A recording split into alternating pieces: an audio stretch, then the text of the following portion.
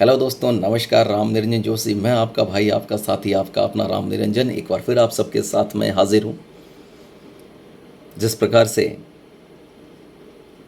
कांग्रेस समय समय पर अपना रंग बदलती है और वो भारत की भोली भाली और गरीब जनता के साथ खिलवाड़ करती है, उसको पहचानना चाहिए भारतीयों को। राहुल गांधी जैसे आला आला नेता कांग्रेस के, जिनका बयान बहुत कुछ मायने रखता है, वो कोई अरे गहरे नेता नहीं है, वो पार्टी के आला अधिकारी हैं। वो पिछले विधानसभा चुनाव के अंदर राजस्थान आते हैं और वो अशोक गहलोत जी के साथ मंच पर खड़े होकर के बोलते हैं कि 10 गिनो, किसानों का कर्जा माफ़ हो जाएगा, बिजली के बिल नहीं बढ़ाए जाएंगे, छात्रवृत्ति दी जाएगी। यानी सिर्फ कैसे भी करके सत्ता हासिल करना उनका कार्य था। यही उन्होंने इस कर्नाटक की विधानसभा में भी दोहराया। उन्होंने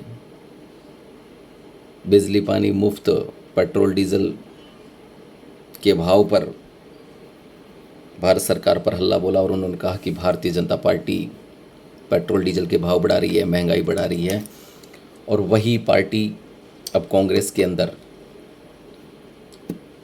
हाँ, मैं आपको एक बात याद दिला देना चाहता हूँ कि सोनिया गांधी जी की जो लड़की है प्रियंका रॉबर्ट वाड्रा, वो खुलेआम प्रचार किया उसने कि पेट्रोल डीजल के भाव बढ़ गए हैं, जिस वजह से महंगाई बढ़ रही है। और उन्हीं की सरकार में, पिछली जो राजस्थान की सरकार थी, जिनको अशोक गहलोत जी जिसका नेतृत्व कर रहे थे, उनकी सरकार के अंदर पूरे भारतवर्ष के अंदर सबसे ज़्यादा महंगा पेट्रोल और डीजल था। किसानों का कोई कर्जा माफ़ नहीं हुआ, बहुत से किसानों ने आत्महत्या कर ली और बहुत से किसानों की ज़मीनों को सरकार ने हड़प लिया। जब उनसे बात हुई तो उन्होंने कहा कि भाई, आपने तो कहा था किसानों का कर्जा माफ़ कर देंगे। राहुल गांधी मंच से खड़े होकर के 10 गिनवाते हैं वहाँ की सामने बैठी हुई जनता से कि जैसे ही 10 दिन पूरे होंगे आप सबका किसानों को कर्जा माफ़ कर दिया जाएगा। और जब उसके बाद में किसानों के कर्जे की बात आई तो उन्होंने कह दिया कि केंद्र सरकार के जो बैंक है वो माफ़ नहीं कर रहे हैं।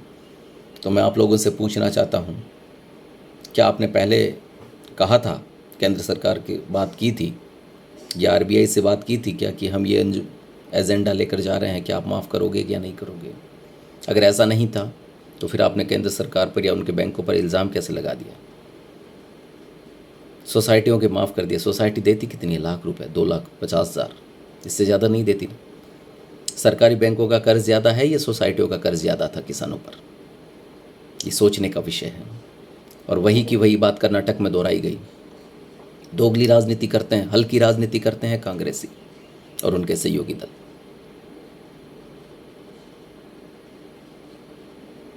सोनिया गांधी जी की बेटी प्रियंका रॉबर्ट वाड्रा ने वहाँ पर खड़े होकर कहा था कि पेट्रोल डीजल के भाव बढ़ने से महंगाई बढ़ गई है। तो आज आपकी कांग्रेस की सरकार, राजस्थान के अंदर सर्वोपरि भाव थे पूरे देश के अंदर, और आज यूपी से 8 रुपये ज़्यादा कर्नाटक के भाव हैं, वहाँ भाव बढ़ा दिए गए। क्या भाव बढ़ाने से वहाँ महंगाई नहीं होगी?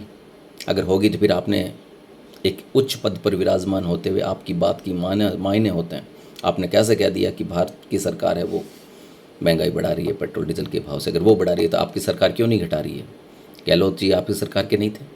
कर्नाटक में भी आपकी सरकार नहीं है? गहलोत जी की सरकार के अंदर पूरे भारतवर्ष के अंदर सबसे महंगा पेट्रोल डीजल राजस्थान वासियों को मिलता था, मगर आप चुप थे। आज कर्नाटक के अंदर फ्री के चक्कर में आप लोगों ने देश की लुटिया डुबाने की जो स्थिति कर रही है,